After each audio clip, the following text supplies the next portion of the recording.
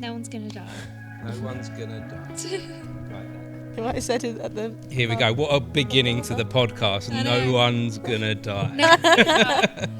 Here we are. So welcome, guys, to the Martin Talk Show. I appreciate you all for joining me today. Thanks for having us. That's quite all right. So we're about to talk about your show that you're currently working on as part of the Young Practitioners program at the Playhouse. But before we get into that, I have a little tradition with the podcast. I think Cara's been on the podcast before, and so have you actually, haven't you, Belle? I have a little bit. Yeah. You've had for a little tiny moment. Yeah, I mean, my face wasn't in it, but your voice was there. Definitely was. And I guess that's what podcasting is all about, isn't it? Yeah. So we have this tradition where we go 3, 2, 1 and clap, and that's the beginning. So you ready to join me? Yeah. 3, 2, 1. That was so in sync. Really Look at that cast. Look at that cast. That was good. You lot are in sync with each other, aren't you? Yeah. Yeah? Got good flow between the cast. Good flow, I can feel that. So before we get into the cast and the show, do you guys want to introduce yourselves? Tell me who you are and what your involvement is with the show. Should we start with you, Belle? Yeah. So what am I saying? Just whatever you want, I guess. Okay. Who are you? I'm Belle. I do a lot of things. I am a girl of many hats. I wear many hats. Okay. But for Offbook, I feel like I dip my fingers in a lot of pies. But for anyone and everyone, I am the producer and director. Wonderful. Oh, hi. Hi. Hello again, Cara. Hello again. I'm Cara-Grace, and for Offbook, I'm the artistic director, and for this show, I am an actor, and I'm loving it. And guys, I don't know you guys that well. I've seen you rehearsing in this theatre, but this is our first time meeting. So sorry, what was your name? It's Olivia. Hello, Olivia. And nice to meet you too. So, and what's your role within the show? Yeah, so this is my second show with Offbook, and just an actor in this as well as I was in the first show. Wonderful. Yeah. My name is Skye. Skye. I am the associate producer of Offbook as the company, but I'm acting in this show. I acted in the last one, and I'm also managing the social media. So you guys will anything that goes online, yes, it's all unless you. It's bad, then it's not me. If it's bad, it's not me. Unless it's bad, it's not me. And who have we got? My name's Charlie. This is my second show as well with Offbook. I did the last one, and I'm coming back as an actor. So yeah, that's me. Nice. And so, guys, tell me, what is this show about that you're working on at the moment? So it's all about a sexual health clinic. So Cara and I went to the sexual health clinic and we interviewed one of the nurses to get ideas. Not just a normal weekly visit or No. anything Well, like that is that. how it actually started. Yeah. Realistically, it did start from us three going together. I had my implant put in my arm. Okay. And we were sitting in the waiting room, and Cara was like, "What if we did a show based on the sexual health clinic and all the people that are here and people that go in?" Yeah. Is that how it started? Yeah. Because we were implant sort appointment. of, we were just having a giggle. Yeah. We were like, imagine if we analysed this deeper. Mm-hmm. And then we sort of went to the sexual health clinic, interviewed one of the nurses and got loads of stories. And we've just kind of written a script off of that one conversation. One moment of sitting in the waiting room and being like, this is interesting. There must be some stories here. Yeah. So we wanted to make sure that it was like actual real stories that would happen in a sexual health clinic, because you could go with your classic, general checkup or what Skye had, which was your implant. Yeah. But that would be a bit boring. So we needed to get a bit more. We needed to add the drama in. Yeah, add the drama. Because you can't make a show without drama. Of course. And we definitely got that. Definitely. And so how do you go about that, reaching out to a sexual health clinic and saying, can I interview you? Can I find out your secrets? Well, that was actually the thing, wasn't it? Let's break patient confidentiality. How does that start? Yeah, so it was actually while we were there and we were talking about the show, and like it was in that moment, and it kind of happened a bit quick, really, didn't it? Because we were like, we could actually make a show. So we asked the receptionist there if we could interview one of the nurses, and she said as long as it remains anonymous. And yeah, because obviously they could tell stories, but they couldn't tell names. Right, okay. And obviously we didn't need to have names. And sort of as a director taking the script, we didn't come up with names for the script anyway. Right. So I've just let these guys come up with their names themselves, what the character feels like. And yeah. Yeah, I mean, I ended up going in there, like, TMI, I had a kidney infection. And I went to the doctors across the road, and we kind of reached out a while before, and I was like, I'm really, like, Bells and Skye are really also on the idea of fostering this show. Yeah. And I was like, let's get, like, direct contacts, because we've got the outreach team. Yeah. And obviously, like, in any very busy sexual health clinic, it's going to take them some time to get back. We were kind of like, we want to get started ASAP. So I went in and kind of said, like, is there anyone in particular we can talk to? And then one of the nurses, literally the receptionist, walked through and spoke to one of the nurses, and they said, yeah, that sounds great, let's do that. Came out with her number and then an email, and we went from there. So are you staying in any kind of contact with them now Yeah. that you're deep in the process? Yeah, absolutely. So I'm very much in contact with the outreach team because I want to make sure that they're getting as much. I mean, it's all about awareness, really, isn't it? And breaking the stigma. So obviously, the outreach team needs to be involved with the outreach of a sexual health clinic. So it's the one in Harlow, and I'm in contact with them, and they're like talking to me about getting something put up, like a stand outside the venue and all that sort of thing. Getting comp tickets, and the nurses can come and watch. That's nice. So yeah, Keeping them involved. Yeah. Very much making a good effort to keep them involved as much as possible. And so how does that feel for you guys as cast? What does it feel like to be in a show like this it sounds quite honest and vulnerable and truthful? What's that like? I was sort of quite open from the start of being honest about the fact that it's completely out of my comfort zone. You know, I come from, by no means are we prudes, but my family never really spoke about this stuff. You know, it was always the family that didn't swear and the family that don't talk about that sort of stuff. So for me, it was very much like I always knew, well, when the show came up, I was going to do it regardless of what it was about. And then when I found out, there's always that slight thing of, oh, that's a bit scary. That's a bit, you know, to talk about that sort of stuff while your parents are watching you in the audience. Yeah, that is something to consider, isn't it? Yeah. You are going to have friends and family watching. Of course, this. yeah. But I think that upon reflection, it's as much as you still have those thoughts running through your head, I think the whole point of this show is to break the stigma and is to make it so that everyone talks about it. And I think that, yeah, for me, it's about not only raising awareness, but testing myself as a performer as well, because yeah, last time it was testing, but in a different way. And this time it's testing and putting myself out there and out of my comfort zone as a person, if that makes sense. I want to go back to something you said. You said you'd do this show regardless of what it was about. Yeah. You wanted to just work with these people. Yeah. Why is that? I think because we did the first show nearly this time last year. And yeah, I think not only did I enjoy working with these guys, but also getting back into the acting world. You know, COVID completely destroyed my confidence and I needed something to get it back, and since then I've been growing and had some really cool opportunities. So yeah, regardless of what it was going to be about, I was all on it. And how does that feel for you, Charlie? For me, it's sort of similar to Liv. I felt I had a great experience doing The Wrong Idea last year, and when Belle and Cara and Skye, then when they gave me the opportunity to come back, they're like, "Would you like to be a part of this again?" I was like, "Yes, definitely." There was no details about what the show would be about, so when I was just given the opportunity, I was like, "Yep, give it to me." And I'm like, they're like, "Well, you don't even know what it's about yet." I don't care. I'll do it. We were at a party, weren't we? Yeah, I was like, Charlie, we want you we back. We were at a Halloween party at my house. And Cara was like, "You know, we're doing a show." I'm like, "Oh, cool." And we want you back. I was like, "Oh, really?" So And you just dive straight in. Yeah. yeah, I've really enjoyed it as well. Just going back and doing this, like Liv touched on, like this is a very like taboo show. It's covering topics that I don't think most plays or storytellers would be, willing to explore. So. When you have people who are willing to dip their toes into that sort of subject matter, as well as like a group of very talented people who are also willing to approach that with maturity, it's just, I think you could just create something special, you know? Mm-hmm.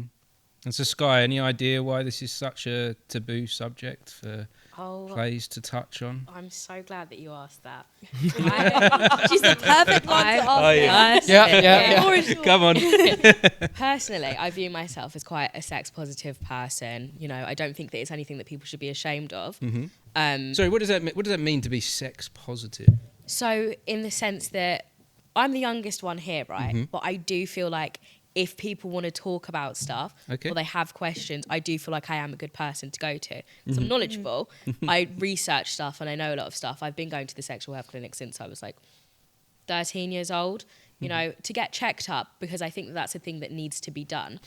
And it does disappoint me a bit when, you know, you are having a conversation with a group of people and you mention something that could be a bit taboo and everyone just looks at you like you're a crazy person, but then you're talking about things that everyone thinks about, things that people do, but it's like, it's such a taboo subject for some reason.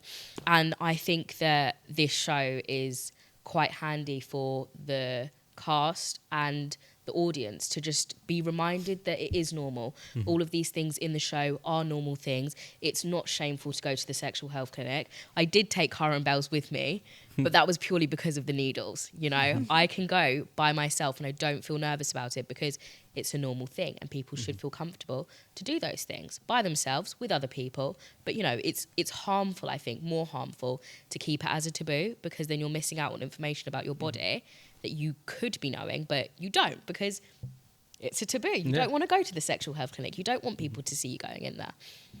But, yeah.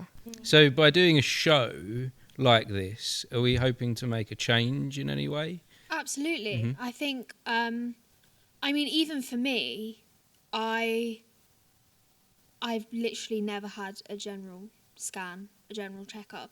And then when we started doing the show and started breaking the stigma within the rehearsal room, I was kind of thinking I should probably get myself checked up. So I did. I went. And I mean, I've learned a lot. There have been times where I've just sort of stepped back and thought, whoa, like, that's crazy. I never knew that. And I probably should have. I feel like it's educational while also being like that whole thing of breaking the stigma. Do you know what I mean? It plays on that. And I feel like that's where it really gets you. Do you know what I mean? Yeah, 100%. Yeah. This is taking me back, Cara, to when we had our podcast and we had a chat, me and you. And that was a little bit of a changing moment for me, because I realised, like, I've been doing creativity, I've been doing theatre all my life, but I never really sat there and thought about it in the sense that we're doing stuff that we're trying to make a change and we're trying to make a difference in the world. And you just literally said that's what you were trying to do with this theatre company: make a change, make a difference. And it seems like that was over a year ago, wasn't it, that we had that conversation? Yeah. And you are still following that path, aren't you?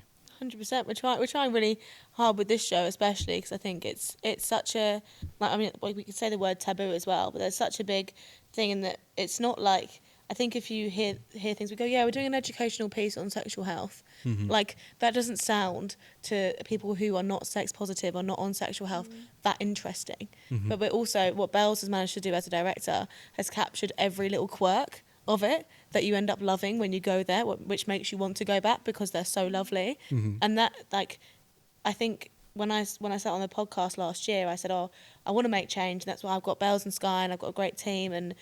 But these women and men at the sexual health clinic are absolutely killing it, and they're making a change. So we need to work with people outside of what we'd normally do to make that change, and that's where this came from. And I think it's moving. It's moving, it's happening. You're making waves. And what are your hopes and dreams then for what you hope the audience will take away from this? You're clearly taking away something from this experience. So what do you hope they take? I hope, first of all, that people stop taking sexual health and sex in general so seriously, because it is just that general saying of, like, everyone does it. Do you know what I mean? And it's, everyone needs to be everyone wants to be at their optimum health, you know? So why would you not consider sexual health? you know? And it's like kind of what I want everyone to take away, what I've taken away, which is get yourself checked, because you never know. Because some sexual health diseases come with no symptoms. No side effects, yeah. Yeah, so you never know. You just got to get yourself checked. Make sure that you're safe.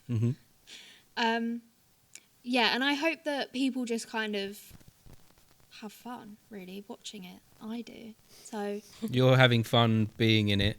Yeah. Is it just you guys? Is there more to the team than is it? It's just you. Wow. So, and we started this conversation about you all wearing many hats. Yes. And I guess that kind of has to happen in a production like this. Yeah. So, what's it going to look like in show week? What are you all going to be doing? Well, I think everyone. I'm probably going to be doing everything. Quite a lot, 'cause the thing is, I sort of said I want to produce it and direct it. I want to do both. But then I didn't realise how much I would be doing outside of that, because obviously with producing you've also got to think about stage management and sound and lighting and making text scripts and doing risk assessments and all those other things that you do away from rehearsals, that isn't just making sure everyone's there, making sure everyone's happy and making sure everyone knows what they're doing. I feel like there's just a lot to do. But in a sense, I've done everything that I need to do for this show already on separate projects. So in a way, I want everyone to be chilled, because I want everything to be handled. And I feel like I'm capable of doing that. You're trying to keep the chill vibes going. How is she doing with that? Let's be honest. Is it time of yeah? my life? I'm joking. Very chill. Very chill. Yeah. I think I caught a bit of your meeting that you had, and that sounded pretty chill. Yeah. Sounded pretty open, and it sounded like a free space for you all to have a little moment to The chat. very first thing she did say was, sorry for the bombard of messages. My WhatsApp shut down. It's not letting me type on WhatsApp anymore because there's no storage left. Because everything is organised, and she sends all of these messages, but like it's so that it can be chill, I guess, in a way. But my WhatsApp's not working now. No storage. Do you know what I've got to say? Do you know what I love about your generation? Is not the fact that you've got this thing of chill. You just seem to be so aware of each other. Where does that come from? I feel like it like, because my generation didn't have it. I feel like it comes from personal experience. Because I mean, not even like that is the first thing I said in the meeting, but I also said I am a person that gets very overwhelmed. So I can understand if you're overwhelmed. So because I send so many messages, all, you know, they're all quite important. Yeah. And it's all a lot to take in. And it's a lot for me to handle too, sending those messages. And I'm constantly on my messages like, really sorry guys, I've got to send another message. Me again. Promise this is the last one for today. You know, all that sort of thing. So I can understand if people are overwhelmed, or if people need to take a second, or if people can't get back to me straight away, because everyone has those moments, you know. And I feel like people just allow themselves to be a bit more empathetic, you know. And I feel like that's why we're all so understanding, and we work pretty well together, I think, because we all get it. You know. You started off with that trust, didn't we? Yeah. You mentioned the trust, that you all just dived into this show not knowing what it was about because you trust each other. I feel like, Skye, you wanted to jump at something about your generation. I do find it quite funny that people say that our generation are full of snowflakes and stuff like that. I see a lot of comments like that on social media, and I do think that it's not being snowflakes. I do think, as Belle said, it's empathy. I think that we are more in tune with our emotions, and you know, every generation has their flaws. Yeah. But I do think it started with millennials, and you know how mental health was started to be spoken about more often and more openly and more freely. And I think that we've kind of just taken that and run with it, and I just think that we understand empathy a lot more, and we can see that people are different and people have different feelings, and it helps I think that it helps us communicate better. Obviously, not every single person in our generation is like this. No. But I do think that is a big thing. It's empathy. It's more so than in my generation. You're all in your early 20s. Yeah. So like I'm 20 years older than you are, and things have changed a lot. Like I can see it looking at your generation and going, wow. Like you're just so self-aware, and the empathy is there that wasn't 20 years ago. Which is really important. We're all human beings, aren't we? We're all trying to do, most of us are trying to do our best in this world, I think.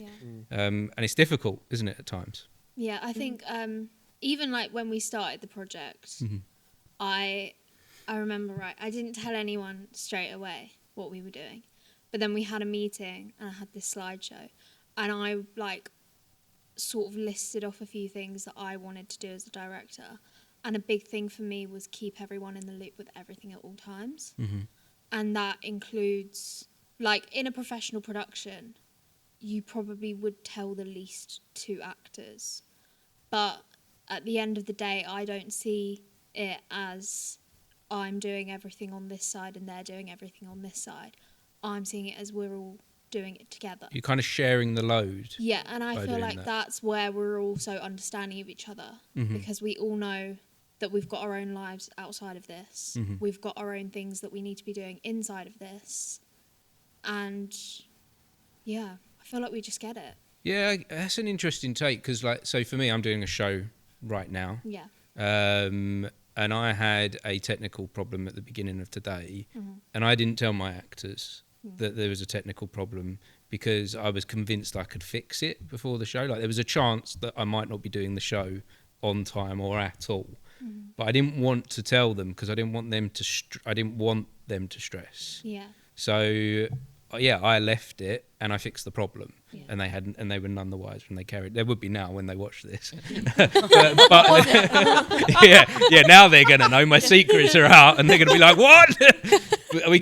I didn't want them to stress prior to the show. I just wanted them to concentrate on what their job was. Yeah, I feel like with like producing and directing, like being part of the back of house crew, it is definitely like there's a place for both. Do you know what I mean? Yeah. Like I've been in productions where I've told everyone everything.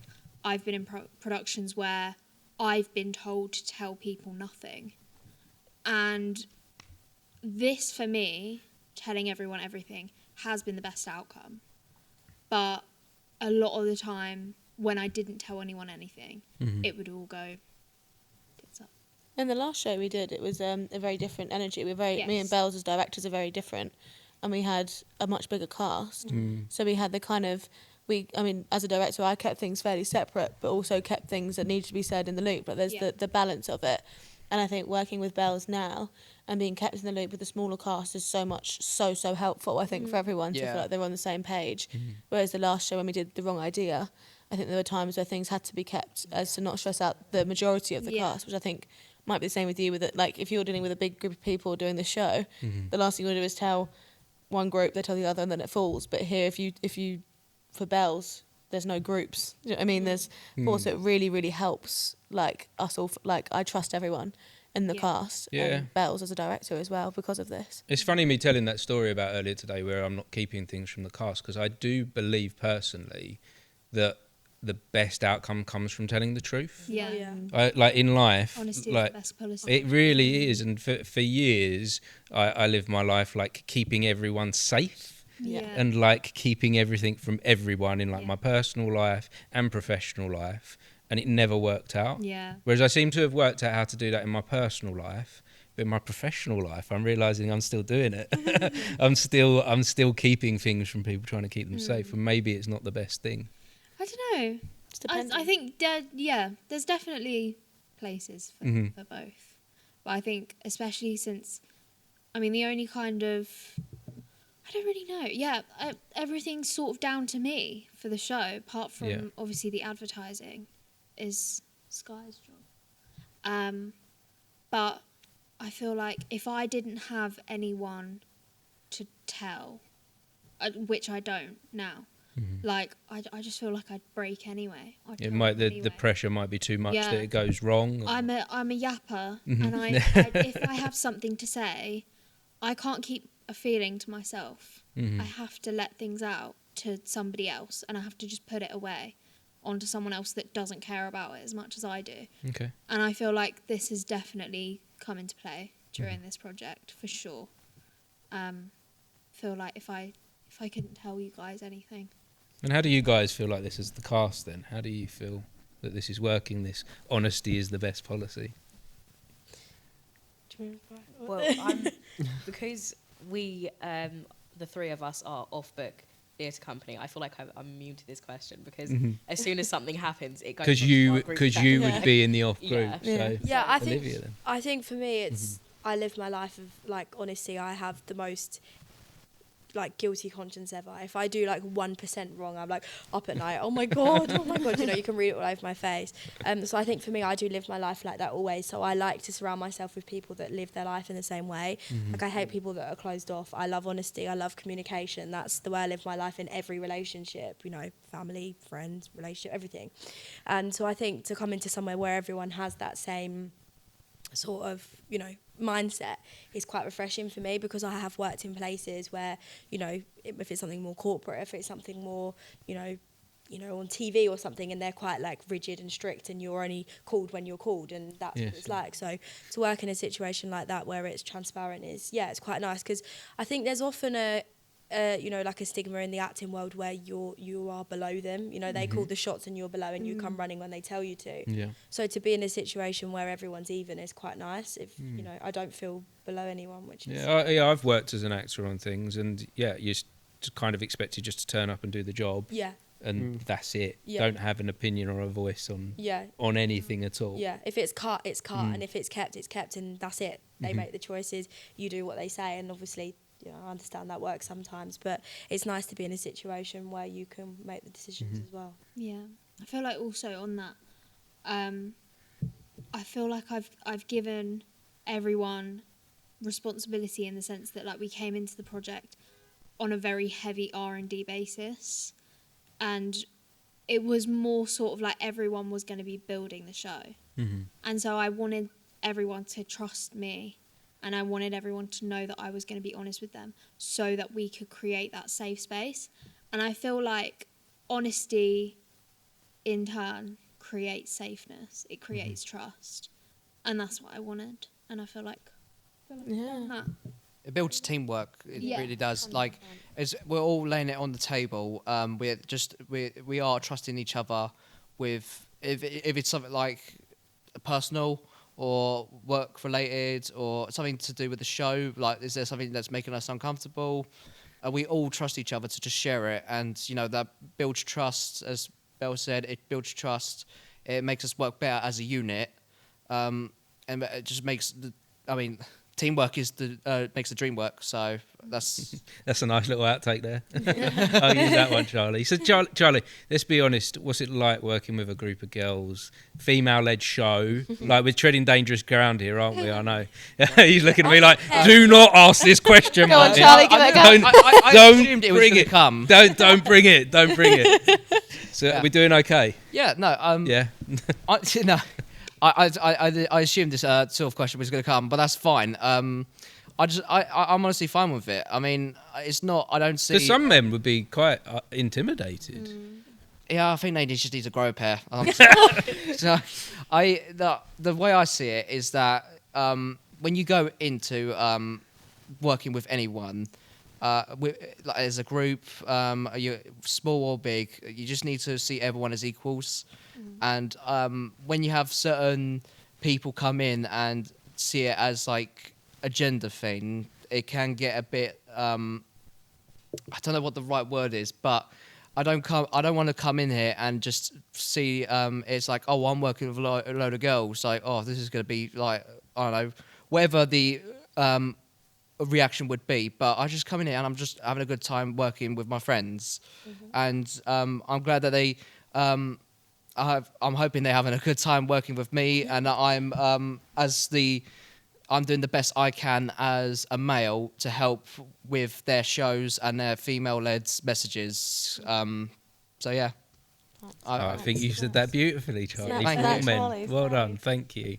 Yeah. So what are the hopes and dreams sort of past this show then?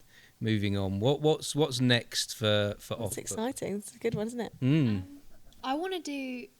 I don't know about everyone else, but I personally want to do more outreach to sort of the generation coming in just after us, like young adults. Okay.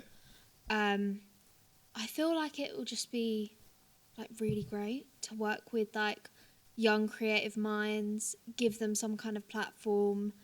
And I feel like even like with what Liv was saying, like coming into her creative mind again through Offbook, I want to be able to do that for other people. Not to say that I have that power, but I would like to. Why do you not think you've got that power? I don't know. It looks like you got the power. You do, yeah. It looks like the power's here. Like, I mean, the like power is the power is like part of the group. Is the group, isn't it? Yeah. It's the collective that's happening here. Yeah, I just like, I feel like, I mean, me, Skye and Cara, we've all had like really obviously creative conversations with like different stories we want to make, different shows we want to put on, different things we want to do. And I feel like giving young people a voice in those ways to be able to share that story with our platform, for me, would be the dream with Offbook. I think following that, but after our podcast, before the show, we did The Wrong Idea. We did a We Are Women of Harlow night, which we Was were that the a part of. poetry night? There was like there was a there's a lot of different things we did. It was more of an open mic, and we had performers from Harlow College, like some really inspirational young girls that young women really, aren't they? So they're just incredible people. We stay in contact with them. Like we want to go see their show. So following that, that's how we kind of want to keep going, is keeping the links with the young creatives of Harlow. Like I said to Bells the other day, I said, I'm 23 and I know I'm young, but like I'm getting more and more. My brother's 14 and I'm watching how out of touch I'm getting, and we need to stay in the loop to be making changes, because otherwise we're going to be, we're going to be 40 running Offbook and be like, what does that mean? And it's so important. I think also in regards to the general question, Offbook as a whole wants to branch out more. Like we've all got things we want to be doing for like alongside Offbook with our lives. Like I'm planning to move to London, so we're hoping to have more. What's the word? Diameter? What's the word? Radius. Radius. Radius. No, the big. Yeah, Radius. Yeah. I can't think of the word, and I said it earlier, which is even worse. But yeah, we want to spread a lot more. Like Skye's looking at going to drama school and things like that. So we want to keep it going and not just keep it in Harlow, make it bigger. Because how else are we going to keep making a change if we're staying in one place? We need to keep the networking going and keep making a difference with everyone. So that's I also, on your question, we've had a conversation, the three of us. Obviously, Cara did The Wrong Idea. Bells is doing this show. So obviously next is Skye's show. And I really want to bring in, obviously, Offbook is a feminism, female-owned company, but I do want to bring race into it. Race is in everything, and I feel like not only am I a woman, but I'm a black woman. So I've got a few shows that I've been thinking of ideas of, because I feel like with the audience that we currently have, race conversations are not conversations or things that they would probably think about.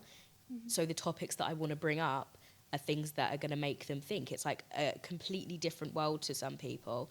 My boyfriend is British, and we have so many conversations and talks about things that I go through and things that my family goes through that he doesn't. He's never even thought about some of these things.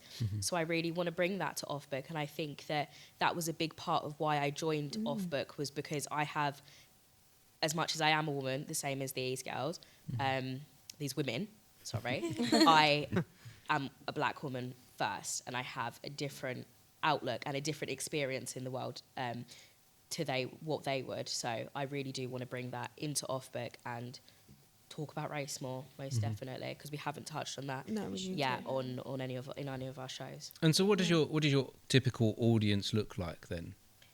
We've done one show, haven't we? So Yeah. the general Right, okay. audiences. Oh, but we're based in Harlow, in Yeah. Essex. So that's kind of like north of London for anyone listening that doesn't know. So in the UK, so what is the demographic here that comes to see theatre? I feel like we strive to make shows that everyone can watch, because everyone has sex, so everyone could appreciate anyone and everyone in a way, which is why it's named Anyone and Everyone. And I feel like every show that we make should be seen by everyone. I feel like obviously Offbook is feminist, so there is a certain target audience that could hit. Yeah, you know, when you say the word feminist, you think of young girls, but I think anyone can be a feminist, and so anyone can enjoy Offbook. I guess for my generation, feminism kind of sounds quite political. Yeah. And can often sound like, so this is where I'm getting older, I might be out of touch, and often can sound quite aggressive for my generation. Classic. Is that kind of still, is that the It's a vibe bit, at the moment? I wouldn't say it's the vibe anymore. No. I think So what does feminism mean to you? Feminism, obviously, while it can be political, and it definitely is, and will always be political, because especially in some countries, women don't have rights. However, feminism can mean anything. It can mean personal upliftment. Okay. Is that a word? Improvement. Yeah, upliftment's good. Like self-love, self-worth. It could mean loving your friends, loving your family, the recognition of family members being women too, and having to live with being a woman. It could mean, obviously, there is obviously the morning after pill. It's being made to be free now. Okay. Which I think should be period products too. That's another argument. It could mean advocating for something like that. I think feminism has extended so much further than politics now. Sorry. But yeah, sorry. I'd like to add to that, because I think, well, in the politest way, not completely agree. I think feminism still comes across aggressive, but as white women, it's not aggressive for us. No. And this is the whole point what we were saying with Skye, with what we want to do with Offbook. In that sense, like, we can easily say as white women that we think, I think it's got better now, because our biggest problem is, obviously it's still an issue, but like realistically our biggest problem is the same issue as every other woman, but then you add race, or you add so much more into it. There's so many other things that we added in. Us as white women can never properly understand the issues of feminism if we don't start looking at the other issues of other women that are not of the same privilege as us, which is the same point in what... Sorry, I'm a little bit riled up now. No, this is important stuff. We can say feminism is aggressive and all that, but quite frankly, us as white women will never really be perceived as aggressive, whereas that would happen to people like Skye, or like Skye's sister. I've grown up with Skye's family. Like, I know them so well, and they're probably the least aggressive people, especially your sister. She is like, they're so unaggressive, and it's so frustrating because. And I didn't mean to use that term in a way to be derogatory. No, we're not saying that at all. It's.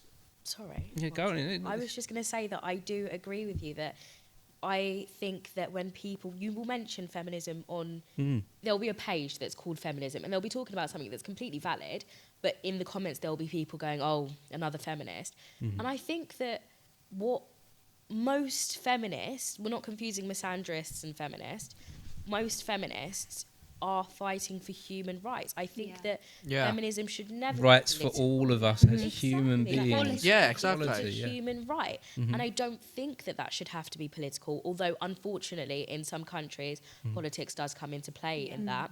But the baseline is that when we hear the word feminism, although we feel some type of way, and we feel like, because there are some people that are quite aggressive about it, there are some people that, you know, they say, like, I hate all men, and they're, like, very vile about those types of things, but that's not what feminism is. I don't believe that. I believe that we want equality and to have the right to be women as we are here in every country. It's just, it is political, it sounds aggressive, because there are some people that are, you know, in the crossfires, but it's not, that's not what feminism is. And if anyone that's listening to this thinks of feminism and they think of negative... Feminazi. Yeah. If they think of like negative and things. we've got problems with male masculinity, haven't we? I think we've got huge problems in male masculinity at the moment. What do we call that? Has that got toxic masculinity? Yeah, there's huge problems. Well, that's what the wrong idea was the battle of how toxic masculinity affects women. You know, like as much as I think it's a common thing that, you know, we talk about feminism and then toxic masculinity comes into it because we talk about both sides' problem. I also think feminism can be in very, very, very small places an issue of political strength, in the way that me and what Skye was saying, the way I was agreeing with Skye, is that you have those women that are very aggressive about it and it's very difficult. But not as a whole, feminism in the way that I hope everyone sees it, it's never meant to be harmful, whereas toxic masculinity is normally harmful to all rather than just men, which I think is which was the point of the wrong idea. And it's the point for us to feel is that we're never saying anything along the lines of, you know, we hate all men, which is a classic term. We're saying, let's look at how you're not just affecting yourselves, you're also affecting others, and let's look at that in the same way that as women we need to go, you know, as I said before, as me and Bells as white women need to go, we're not just fighting for us as women to get, but we're talking about people in everywhere around the world, every prospect of our lives. We need to see how we're affecting that as well. If we're not being responsible for our own, I don't want to say privilege, because how do I say it? If we're not being responsible for the place we hold and acknowledging that in the same way that men and women can both do, then we cannot even start to talk about feminism. What was the word? I literally wrote in a personal statement. I said, we as women can never make a stand if we don't start trusting each other's hand, which is what we said before. Like, if we're not looking out for each other the same way that men don't look out for each other, we can start affecting everyone. But toxic masculinity as a whole can be, in my opinion, a bit more harmful than feminism can be to it harms women. Both men and women. All of us. It's not helping anyone at all. This kind of we're against each other thing. We've got to find a way to come together. I think it's that empathy again.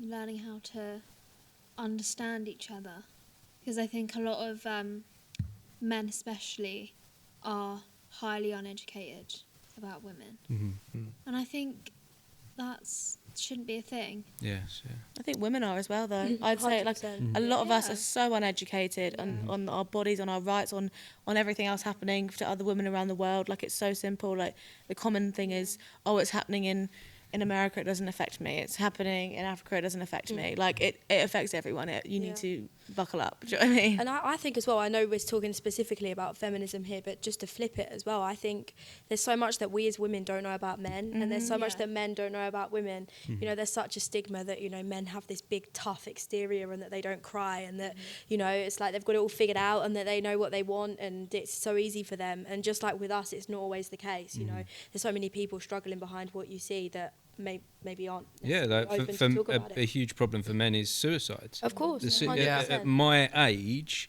the most likely way I am to die statistically is through suicide. Yeah, which is just at 40, that is my biggest risk to my health. Yeah, 100%. Is by my own hands.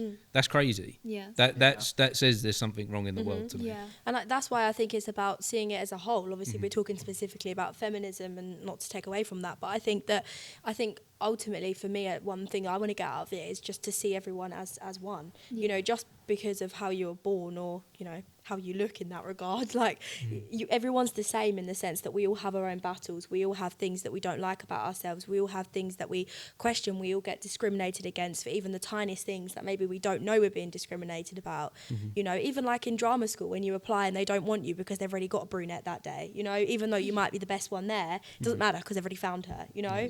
And it's difficult. So I think for me it's not only about, you know, women's rights, but it's also about seeing everyone as a whole and not discriminating because of who they are or what they look like, you know. Yeah. So I've got some advice I'd like to get from you guys then. I've got someone that I'm very close to that's about your age, a little bit younger, and she says to me, I hate all men. Every experience of men through school, through college, she hates men. And then I go, but we get on. We're good friends. You don't hate me. And she's like, yeah, but you're different. And I'm like, yeah, but no, there are good men out there. I keep saying the same thing to her every time she says it. You hate men. I'm like, you've met a load of boys. That's the problem. That's not talking about you met a lot of boys and men also ties into toxic masculinity. Okay. Because I think a lot of the time you hear, oh, those boys are not acting like men, which is the same term as man up or grow some balls or anything like that. Yeah. It's toxic masculinity as a whole. Like that's basically that mindset. That's the only way I can kind of find of like differentiating, is that word? Like separating the two types of, because I do think there are two types of men. Yeah. There are men that are behaving like they're the only ones that exist.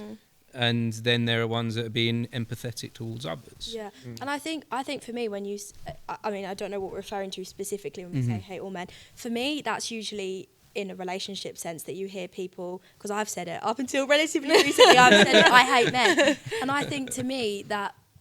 Because you reflect on the relationships and then you're like, every relationship I've had so far has been bad because of men that I like. Because they've scarred me. And I think that for me, a massive thing of advice that I would give, and I don't know how, we've never had this conversation, so I don't know if you agree with this, but I say trust in the universe. Because for me, not to expose myself, but, you know, I came out of a very long-term relationship and I got, you know, quite mentally scarred by it, and I'd completely lost hope that anything good was ever going to come again, and it was just whack after whack after whack, and something beautiful's come along. So you have to just trust in the process, and just the right one will be there at the right time. And I think you've met. My advice would be you've just met the wrong people, and just allow yourself to open up to the ones that feel right inside. If that makes sense. Skye, what were you going to say? I also find it funny, you're bringing up a lot of good points, because I was having a conversation about this earlier, about this like generalization. So obviously, as I said, I'm black first. Growing up, I faced racism. Never ever did I know that there was such a thing as gender wars until I hit about 16. It was always race issues, never ever gender issues. So I had been bullied by white people, and had racist comments thrown at me, but it would be a generalisation to say that all white people are bad and all white people are racist. As I said, my partner's racist. My partner's not racist. Sorry. My partner, I know it's uncut, but can we cut? My partner's white and not racist. And not racist. No. Not. And I get into... We could edit that in a really bad way. My partner is white. I thought you was in charge of social media. So bad. I've had the training. Gosh. So my partner is white, and I can see and acknowledge that just because something bad has happened to me done by white people, that doesn't mean that all white people are bad. And I have this habit of arguing with strangers on the internet a lot. On Facebook, it's awful. Whenever you scroll through all of my Facebook, stuff's on the internet. I deal with the internet every day with what I'm doing. It's awful. You'll scroll through stuff. It feels unbalanced towards the negativity. Yeah. The negativity You see so is so much loud of it, and it's just all in one thing. And I'm always arguing with people because people will say stuff like, if there's an accident happening, someone will make a generalisation about someone's race. And I say to them, just because you've seen brown people, black people doing bad things, that doesn't mean that all brown and black people are bad. Just because you have had bad experiences with some men, that doesn't mean that all men are bad. And I was having a conversation with someone about it earlier, and they said that it's okay, misandry is okay. So misandry is that kind of mindset of the I hate all men and that women are better than men and everything. And that's okay because, you know, men contribute to the patriarchy and they are inherently bad, apparently. But I don't agree with that. I think that generalizations like that hurt everyone. And we need to start to understand that if you flipped it around and you said that about black people, or someone said that to you about women, it would hurt. You would feel personally attacked by that because it's a generalisation that is untrue. Yeah, and I think as a human we do generalise, and we shouldn't do that, because we do, you know, we're all guilty of saying that, you know. If something has hurt you, you generalise everyone to be the same, and that's just natural. Yeah. But I think that you know, and I've caught myself doing it before, just like we probably all have, and you have to realise just because one person has hurt you, whether that be because of the colour of their skin, not because, but, you know, you're generalising because of the colour of their skin, or, you know, what they look like, or what gender they are, or what colour hair they've got. It doesn't mean that everyone's going to be the same. It's just that you've been unlucky, whether that be in a friendship, a family member, a relationship. And there are good people out there. It's just about, you know, surrounding yourself with the right people that want to be educated. I think that's a massive thing. Is the because not every, if you like you said some about, people don't want to hear it. if They're you're like this, arguing you with know? someone online, I've never seen it where someone goes, "You're right." No, Yeah. trust me, go Keyboard warriors. Like experiencing the internet for as long as you guys have been alive. Because I remember a time before the internet, like that's crazy. But in all that time, I've never seen someone go, "Yep, you're right on that." No, that it's more issue. just like, no, you're wrong. You're wrong, What or about this? A lot of the time, I feel like that comes from ego and just pure stubbornness, because I feel like people have I think that's another stigma is being educated by somebody. It sort of makes you feel a little bit weaker, maybe, to some people. Yeah, to accept defeat that you were Yeah. wrong Yes. is a And a lot massive of, thing. like, to a lot do, of the time, with men, just a generalization. A lot of the time, I have found if I'm talking to a man about something from a female point of view, something about females, they don't want to hear it because they feel like they kind of knew already. And I feel like that comes from an ego about being educated by a woman, you know? I think that's from my experience personally. I think it comes into it's the word of nature versus nurture. Like you can't excuse a lot of things, you know, like you were saying earlier about our generation being more empathetic. I always say if you've offended someone in any way, shape or form, if they've taken offence, you should be apologising, full stop. Because even if you had no intention, you thought you were making a joke or anything like that, and they've taken offence, just apologise. It does you nothing to gain, like you're not losing anything by saying I'm sorry that happened, or I agree, or we can agree to disagree, let's move on. You probably won't see each other in that life. Like it's a very simple, like I feel like there's so many things alongside ego, alongside these things that come into nature versus nurture, which end up and puts us in these positions where it's so important that I said earlier, like the willingness to be educated. And I think as a statement, saying to be educated sounds like I'm putting myself above someone by educating them. Yeah. But in that same sense, I've known a lot of people, I've met some amazing people, most of them sat around me as well here, but where discussions are had. There's never aggressive debates, discussions. If you can sit down peacefully and go, right, what do you think? I think this. Okay, so forth. In the same way with your situation, you can say, so why is that? Why do you hate all men? It's a beautiful question, that why. Why? Just why. And they might say so much more than you expected. Yeah. And a lot of people come with like, oh, well, this statistic. You can say it's not all men, which is like a mainstream thing of it not being okay to be said. And I think I think that phrase is loaded because it tends to be used in situations where you're talking about a big statistic. Yeah. But I don't think it should be used in any way, shape or form as a response to someone being hateful.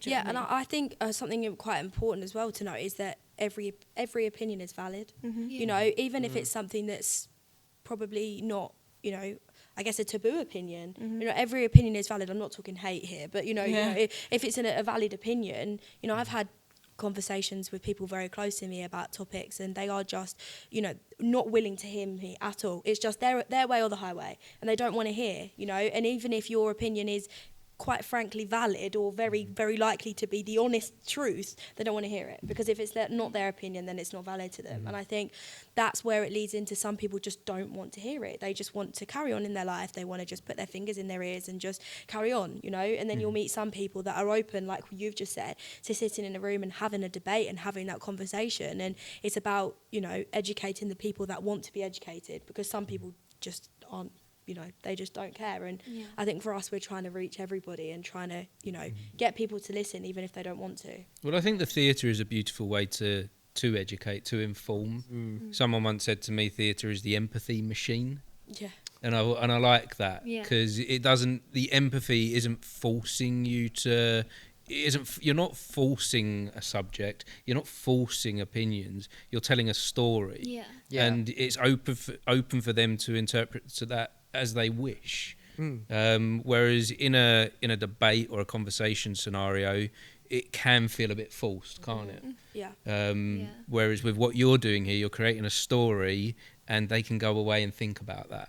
They might not even realise what they've learned until a week later. When someone says something and they go, oh, actually, but have you thought of it like that? You know, it's in your head even though you don't know that you've heard it. And I think this takes us back to like cavemen times, you know, when we're sitting around the campfire and we tell each other stories to keep us safe. I think that's what this is like evolved into now with what we have with theatre, with what you guys are creating. I feel like another thing to note as well is that, like, I think everyone can agree, and I don't mind, I hope everyone doesn't mind me speaking for them, but I feel like everyone in this room, like, can educate to a degree, but we can also all be educated. Every day is a school day. You learn something new every day, it doesn't matter what. And I feel like a big thing is just to have an open mind and hear everyone, because I can't comment on a lot of things. I can't comment on men's mental health because I don't experience it firsthand. I can't comment on racial discrimination because I've never experienced it personally. What I can do is listen and learn. And I have so much learning left to experience. I feel like everyone does. I feel like that's a big thing to know, for sure. That's huge. Learning for me has transformed my life. I talk about this a lot on the podcast. When I started this podcast, I thought I was a teacher. I thought I had something to offer, to give. But every person that I sit down with, I learn from. And I take something away from, like, this group conversation here today. I've got so much to take away from this, and I'm learning all the time. And I really love that in life now, learning. Like, it's actually quite a nice place to be. That's what life is, isn't it? Life is learning. Like you can be as smart as you think you possibly ever could be, and the next day you're proven wrong. Do you know what I mean? Like, it's learning. I think it's one of the things we bring into rehearsals and Offbook as a whole. Like, when we were doing the first show and this show, we've all learned to be more patient with each other in the rehearsal process, because as much as we've all got, like, Belle's has done a lot of directing shows, I've done a lot of different experiences with acting, and Skye's done the same, and obviously everyone here has. I'm just speaking on behalf of the collective. Like, Skye's creativity is like, not to like pick you up, but it's incredible. So like these things we come into and we think, oh, we've got this down, and then we kind of have to remind ourselves that we're still learning. So like, as we're going through it, we're going, why can't I do this? Why can't I do this? And it's like our responsibility as a cast to be like, okay, but we're still learning. That's okay. And then we, in the rehearsal process, what Belle's has done here is we tend to go, okay, well, why can't I get this? What do you guys think? Like, what would help there? And like, if Belle's is like, oh, this could work, and then, oh, I tried, it didn't really work. What do you think, Charlie, for this? And it's a really, like, I think it's one of a great value that we have as a cast and as Offbook as well, as us three girls and the cast that we have it in, is to always just be gentle, empathetic, and understand we're all learning. I think even, like, I'm literally directing a whole show about sexual health, and Skye posted on the Instagram today a fun fact about sexual health, and it's like, did you know? And I didn't know. No. So we're still learning. I learnt that today about sexual health, and I've been working on this for months. So I feel like, even though I can talk on sexual health, I still have things to learn. Yeah, and I think when you open your ears to it, you hear it more. Yeah. Like I was telling the guys something that someone had said to me that they assumed about something, and I was completely shocked that she had it so wrong. And then I think to myself, you know, like, this is why you have to educate these people, because she genuinely was living her life believing this thing that was true, and it was not true, you know. And I knew that, but I'm learning things by doing this show, which just make you open your eyes so much to, you know, these things that people need to be aware of. And because we're living in an age as well with social media where we've got information bias on overload. So like if you're on TikTok or Instagram, it will feed you what you already think and what you already feel and what you already like. With what you already think. So to keep you on there for as long as possible and to keep you engaged as long as possible because you already like it. Yeah. So from that, you don't discover anything new. Whereas you can come and see your show and that's an opportunity to break away from that. Yeah. From that false narrative of all the same. Yeah, for sure. And also because it's such a taboo subject, you're not going to see that on TikTok. No. You're not going to see people saying, go and get yourself tested, go to the sexual health clinic. So I feel like it's good. And also I think that we've all invited our parents to go and see it. It's probably going to be something that's a bit uncomfortable, but some people's parents may have never been tested before in their lives. And it might be something that they feel like, well, maybe I need to go and do that now because, you know, people don't tell you to do it. It's not something that's spoken about, unfortunately. Yeah, it's not something you learn in school. It's like, you know, you go to the dentist and you go and get your eyes tested, but, you know, it's not until you sometimes hear these things and you think, oh, I've never even thought about that before. You know, and likelihood is, you're probably fine, but there might be something that's very easily treated or something that you need to know about, you know? Yeah. Well, STIs are not all sexually transmitted. Like, you can get them. They can be hereditary or hereditary. Yeah, passed down. You know, passed down. Like, you know, if you don't have a good relationship with your parents, they might not have told you. You might have something, you know? And it's just good for everyone to go and get it. Even if you don't have sex, even if you don't think that it could ever be you, it's just the safest thing to do, because you lose an hour of your life doing it. It's not going to harm you. You do more good than harm. So and I think it's important to note as well that, I mean, for me, and I'm still learning, I'm still getting braver at this stuff, I'm still on a journey with this, and I wasn't comfortable going in to do it. I didn't feel brave enough to do that. So you can order them online and do it yourself. You know, you don't no one has to know. You literally, it comes to your house, you do it takes about 30 seconds, you put it in the box, you do it like wrap it all up, and you give it to the post office, and it comes back in like 5 days. Not even that. Super discreet. If you go to the sexual health clinic as well, they don't tell anything to your GP if you don't want them to.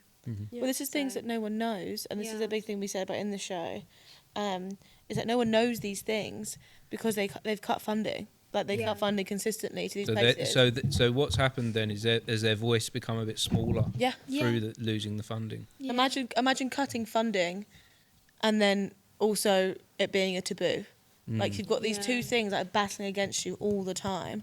And we were talking about the other day, I'm sure Bells won't mind me talking about it, but the opening of the show, as we said, we haven't actually like spoken about sex itself in this show. We've spoken about sexual health, but not sex. And like, realistically, how can we make the like sexual health not a taboo if we're making sex a taboo still?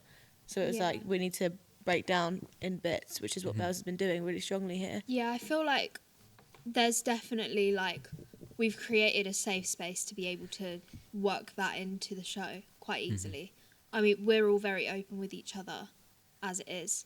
So I feel like adding that in, I don't know, for me it hasn't felt like that big of a step. And even, I can't remember who said, was it you, Cara, who said about our parents coming?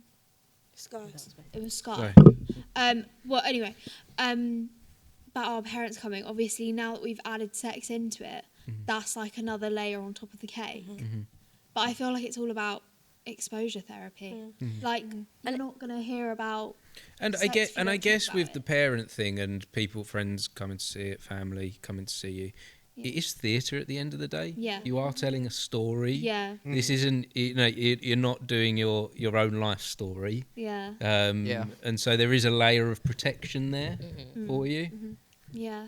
Well, I'm a bit like Liv. Like, my family's quite similar, like you were saying before, where you don't really talk about that kind of thing. Mm-hmm. But when I told my mum about it, I was really nervous, and she just went, "Oh, that's great! I can't wait to come and see that."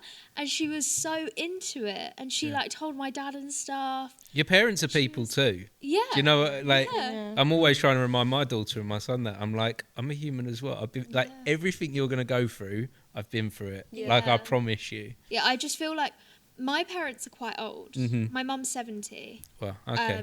So they're like Mm-hmm. quite a few generations above me. Mm-hmm. So it's like extremely different I hope worlds. they don't see this podcast. Yeah. My parents are so old. I promise you they won't see the podcast. They probably don't know what But podcast is. no, actually, there's that age group are really loving podcasts. Really? Yeah, my, 'cause my it is- dad loves it. Yeah, He's my 67, parents isn't love it. They love to have like a conversation going on. In the To be fair, background. my mum's always loved.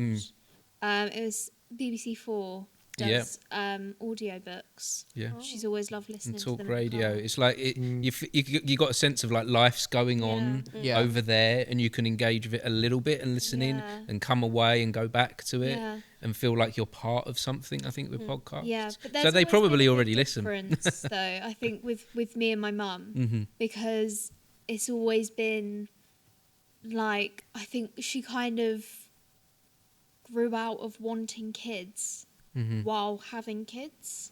Okay. So That's it's just complex. kind of feel like it was menopause. yeah. possibly, Yeah. but, Of course. you know, but there's always been a big, like, noticeable age gap with us, generational gap. So hearing her give that support that sounded quite youthful it kind of pushed me further into the project. Mm-hmm. It made me like leap a bit more into it, because I was like, oh, okay, like I feel more comfortable now. And like, even like they're texting their group chats. My dad's like, I'm gonna put it on WhatsApp and tell everyone to come. And they're getting like a whole gang to Nice. come with them. Good. And I just think, like, even though it's my parents, like, thinking that I'm part of exposing this information to that generation, it feels really rewarding. Do you know what I mean? Yeah, and I think it tests you like as a performer as well. Yeah. Because it's like, I guess you see it as a comparison. Imagine you were pretending to be in a relationship with someone on stage. Doesn't mean you're in love with them. It's just acting. You know, it's not like you're standing on stage telling everyone about what you got up to last night. That's not what it's about. It's about, you know, putting yourself in someone else's shoes so that you can tell it without being too attached to it. You know, Yeah. it's about making it clear what you want to tell.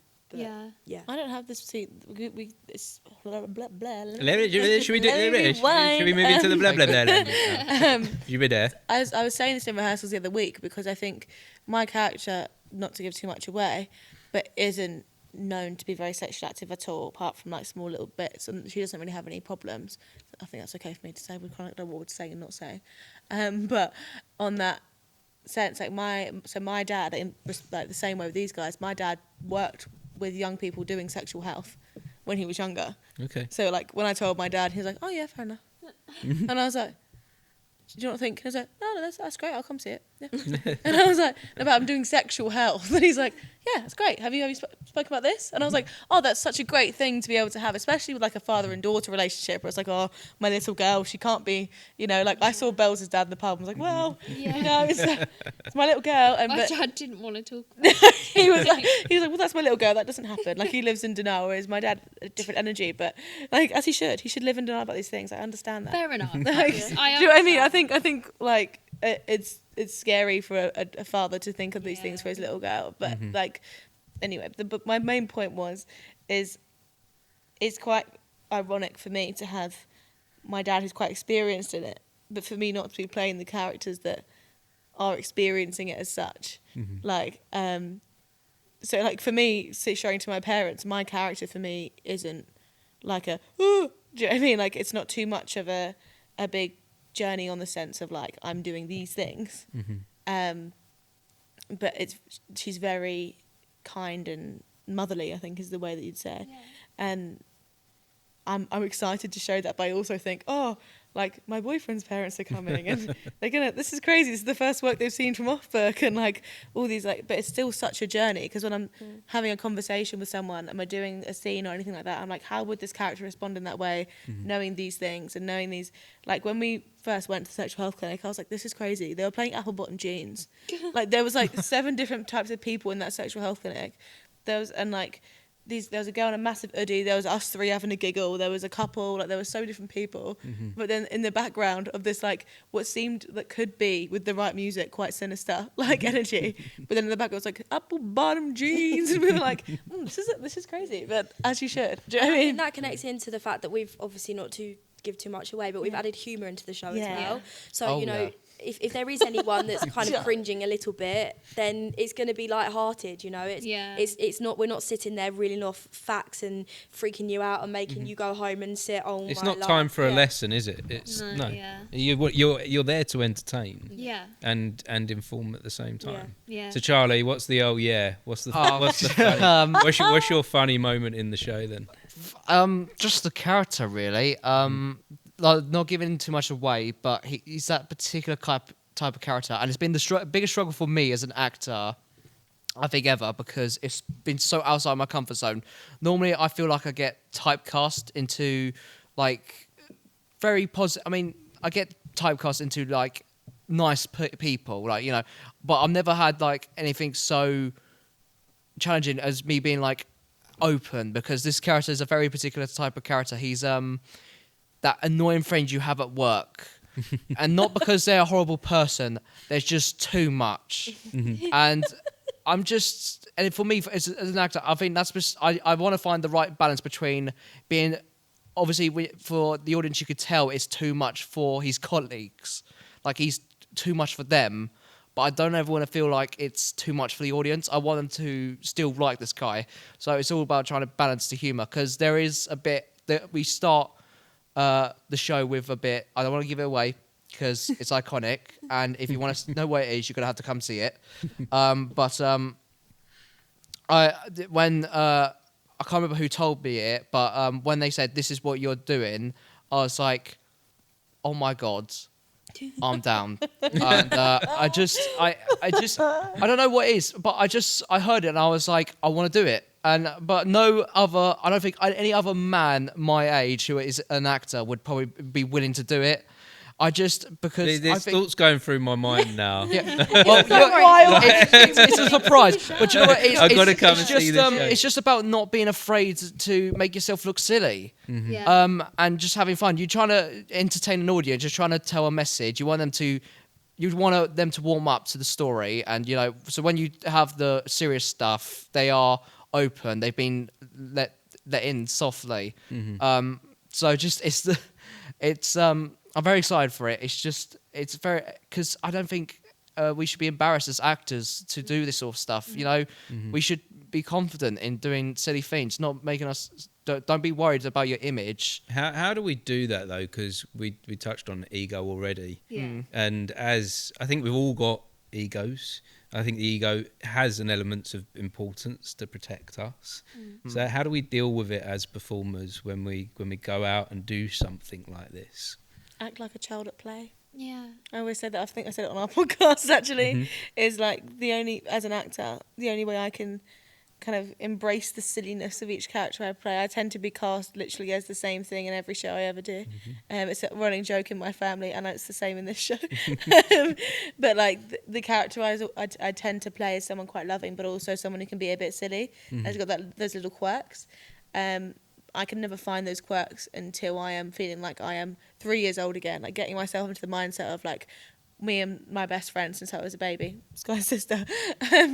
We would play like so seriously, like you completely believe what you're doing. Like if you're playing, I don't know, like we'd be playing chefs or we'd be, you know, different things. If you can get yourself into the mindset of a 3-year-old playing like, what's the thing you used to play, like mums and dads and houses and playing house, like when you would do those things, free play where you just let yourself go and have fun. I would always be in a situation, I remember it so vividly because I loved it, and I mean I always wanted to be an actor, and it was like it would be like me and my friends in primary school, and we would literally just run around and we'd give each other names, say who we were, and just make up a story from there. Mm-hmm. And that would be the game. It wouldn't be like mums and dads, like, I'm the mum, you're the dad. Mm-hmm. It would be like, oh, my name's this and this is who I am. And then you just run around. Improv from primary. Yeah, literally improv in primary school. Mm-hmm. That's what it was. Yeah. And it was literally so fun. Mm-hmm. I think it's important to remember as well that people are paying to come and watch. Yeah. So they know Yeah. that you've got a character perform. Like, what you do up there isn't you.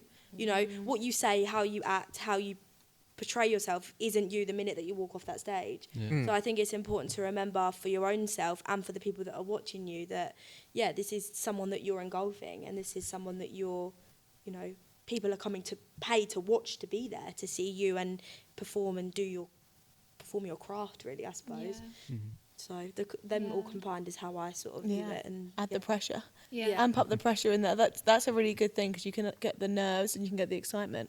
You can be like, right, there's a lot of people in that audience, do not want to do this is terrifying, oh my god, no way. And then as soon as you get on that stage, I think as actors we can also, as soon as you get on that stage, also it always helps when the audience is blacked out.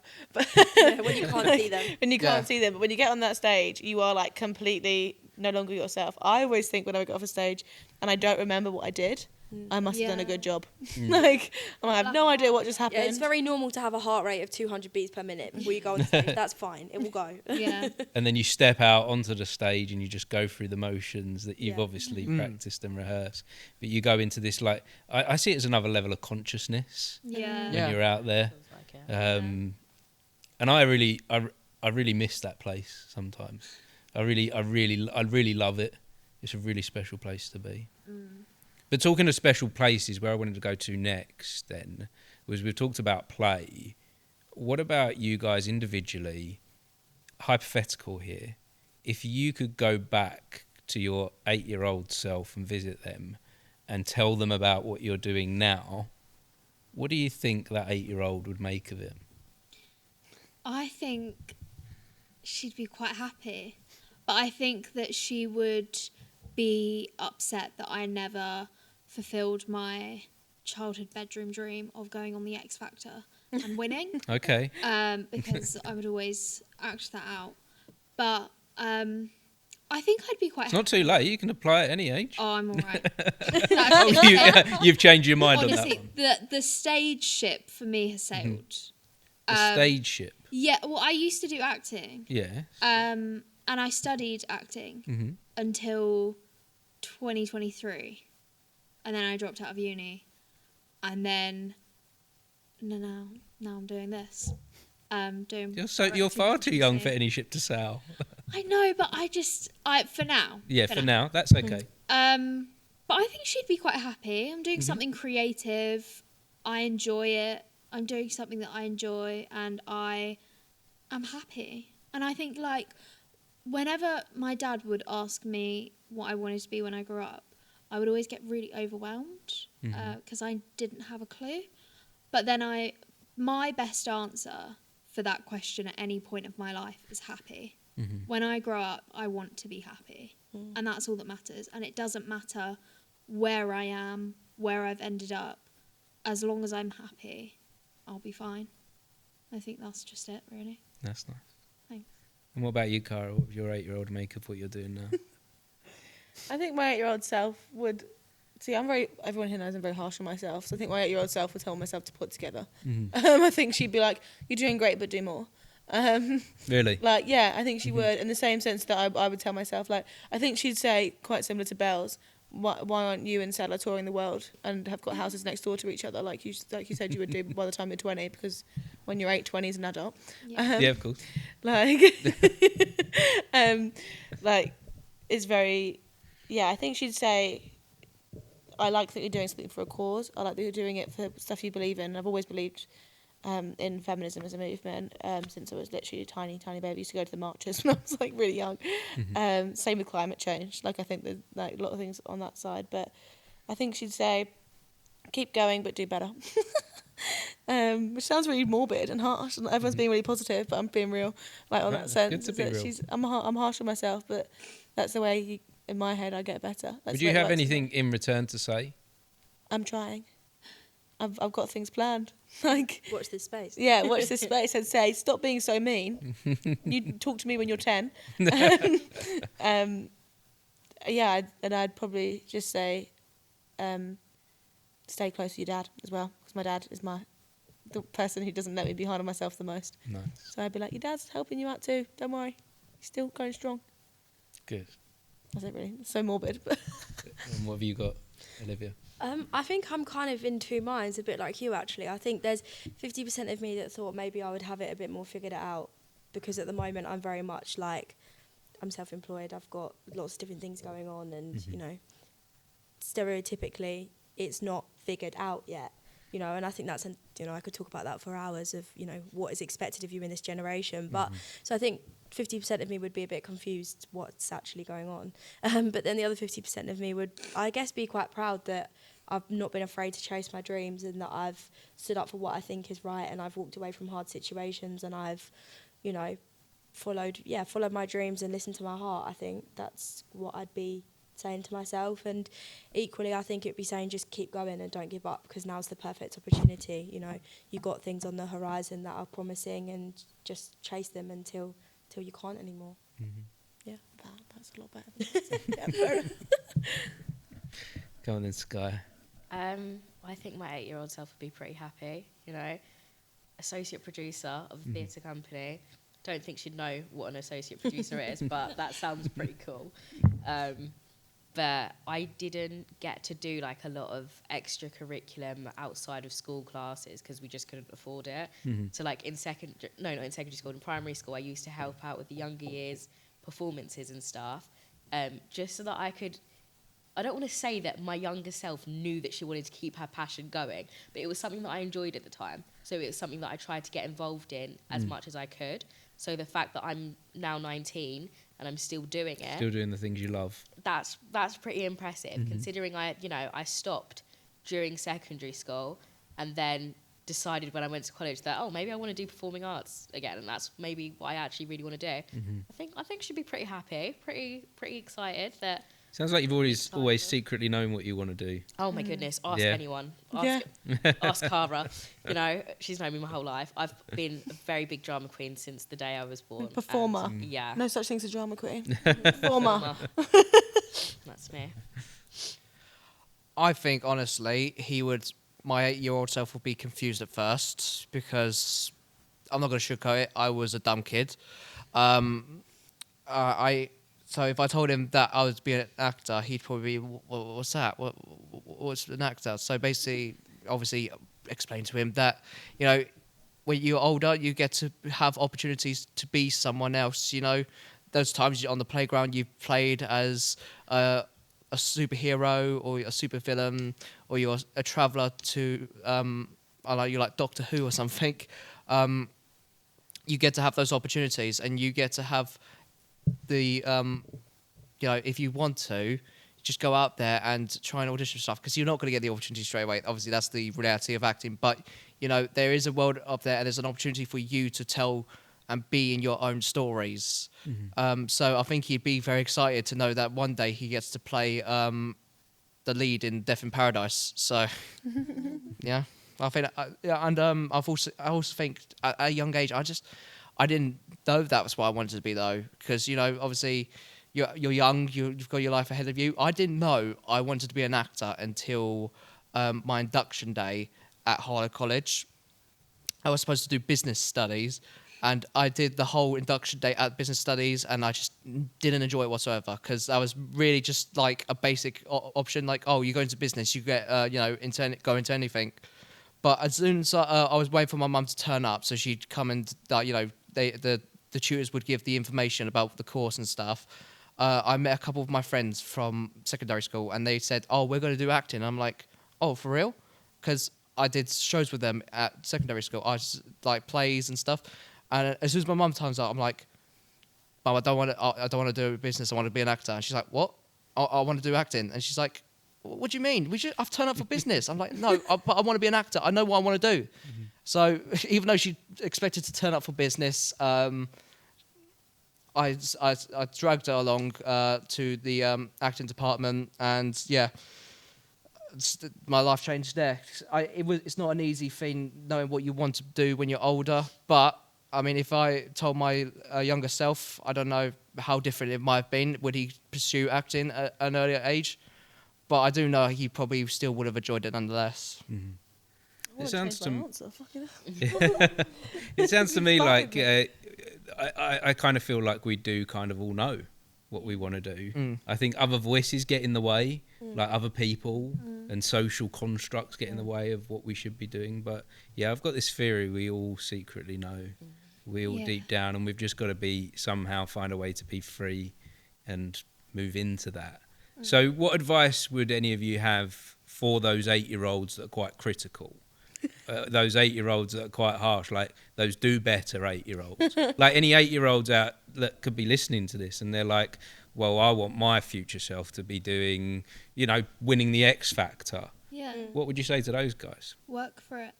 Yeah. Just do something you love. Like if you love what you do, the rest will work out.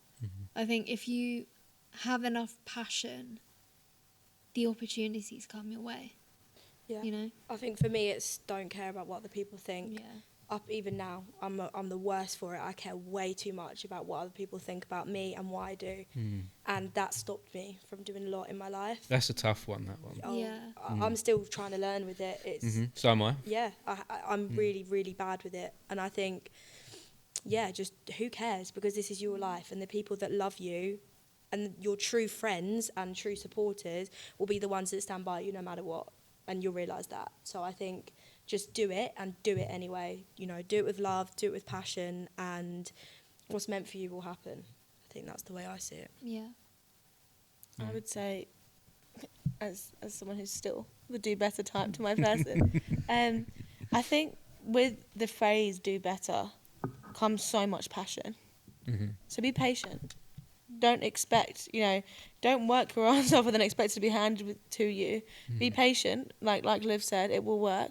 But enjoy the fact you're that passionate, because there's a lot of people who don't believe that either, who don't have that passion. I envy you for that passion that you have to do better and to be like, right, I'm not where I want to be yet.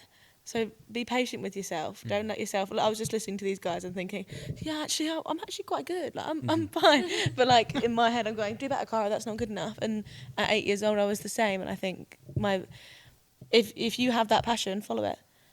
Don't kill yourself for it all the time. Like let yourself have moments where you take a break. Let yourself have moments where you go, this is a lot right now. Maybe I need some time to go away and do something else. But don't let it go away. Just be patient. Yeah. Well, this has been wonderful, guys. I really do appreciate you sharing so much. There is one last question I want to go to, one last place. I just want to touch on the Playhouse Young Practitioners program that you're part of.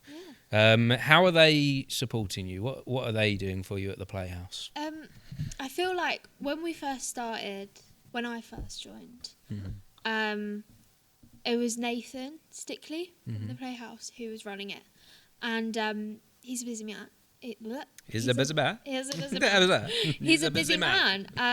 So now we have a lot more people to go to, and it's very much anchored down. There's Harry, Leo, and Nathan, and Rory, and everyone. So it started off with one person, and now there's a team. Yeah, I think it's sort of grown into that a lot. I personally have found them to be incredibly supportive. If you need to talk to Nathan, he's there for you. If you need to talk to Leo, he's there for you. Everyone's there for each other. And I feel like it's a great place to network, to find new creatives, to, you might need a lighting technician, and the Young Practitioners probably has one that you could go to and ask if they could help you. Or just to get in there and be in their cast. And I think it's really, really, really good for young people in Harlow, especially with the resources that they give. I don't think that, genuinely, none of this would be possible at all without the Young Practitioners Programme. And I think it is such a good idea. And it is just, 100%. definitely. Offbook owes so much to the young practitioners for Yeah. the amount that they have supported us. Like, Yeah. rehearsal space, emotional support, obviously, but like rehearsal space. We've had 2 shows in 2 years of being like running, and each show is any question we have, they're there. Anything we need to know, they're there.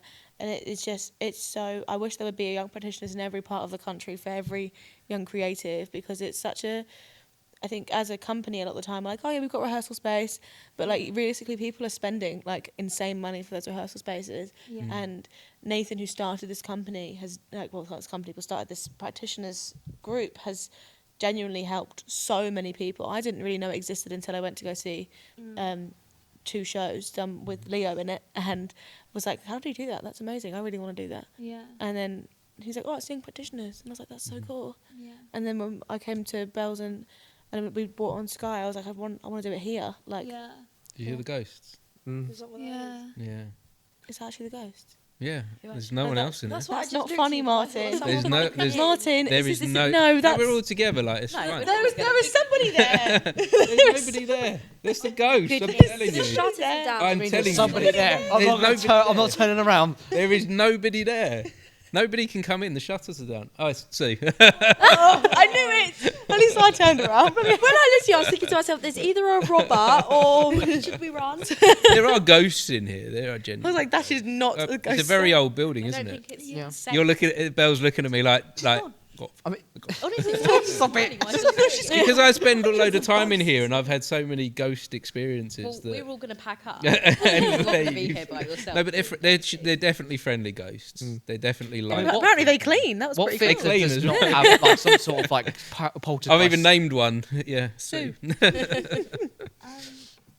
Yeah, I think on what Cara was saying, with everyone helping us, I obviously had done the wrong idea with Offbook under young practitioners, and then I helped produce that, but then I wanted to extend my knowledge of producing further, so I got into the Mercury Creatives program doing producing, and I have nearly completed that. I've got 1 session left, and oh my god, they handle so much of producing shows that you just don't even realise until you properly look into producing and get educated on it. And now, having the knowledge I do, I feel so incredibly grateful, like even more so now. They've because empowered you. There's so much that you need to do as a producer. There is so much that you get back from the theatre. There's loads of things that happen, loads of conversations to be had, I'm sure you know, running a theatre yourself. Yeah. But you just, I mean, I didn't see any of that doing the festival last year. And so it is actually such a good way for people to start up in the theatre world by themselves if they wanted to. Like, if you wanted to produce your own show and put it on under the young practitioners, they would help you out so much, but you could also learn a lot from that, you know? Like, you wouldn't have to do it, but they would. So be how do there. you get involved with the young practitioners then? What do you have to do? It's on the website, so you just join the link, click the link on. Yeah, you go to, it's I think it's About Us normally. Yeah. Right, okay. And then it says young practitioners. We'll put links in the description. It's its own. So on the. It's on the, you go on if you want to get involved with theatre. Yeah. And you're what age group have you got to be between? It's 18 to 25, isn't it? 18 to 25. So you go on the Playhouse website, and it's in one of the drop downs. You'll see it. It says young practitioners, and then you just fill out the application form, and you probably get an email from Nathan. Yeah. I've forgotten how it works now because I applied 2 years ago. Okay. But From seeing where you are 2 years later, Yeah. it's worth doing. It's worth getting involved. Absolutely. I And have done so far in my career. I have been a producer, director, whatever you want to call it, a creative for 2 years. 2 years. And I've done, previous and ongoing projects, I'm at 7 which I think is for that quite a large number. A huge opportunity, huge amount of experience. All of the opportunities I've got have been through young practitioners and just through knowing people from young practitioners. And I don't think I'd be where I am today without it. Wonderful. I really don't. So yeah. What a lovely place to wrap this up on. Thank you so much, guys. Thank you. Thank you. Well, no, last question. Where do we find out about your show? When is it? Where is it? Do we know it's at the Playhouse? This is for Skye. Skye, this is you now. Where are we, Skye? So it's on the 2nd of May, the Friday the 2nd of May, because when I'm doing the links, I don't look at the specific date. It's the link for the ticket, Yes. right? Yeah. It will be on the social media. Okay. Every time I post a cast announcement, it will be on the link on the stories. It's also Offbook, in the link in our bio. yes, Offbook Theatre Company Yep. on Instagram and Facebook for the older generation.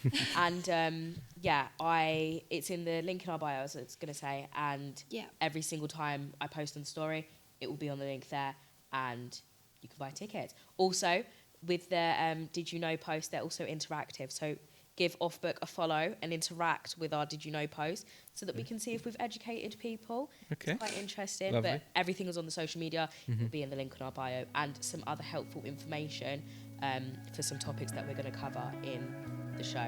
So Also, the show is at 8:30 p.m.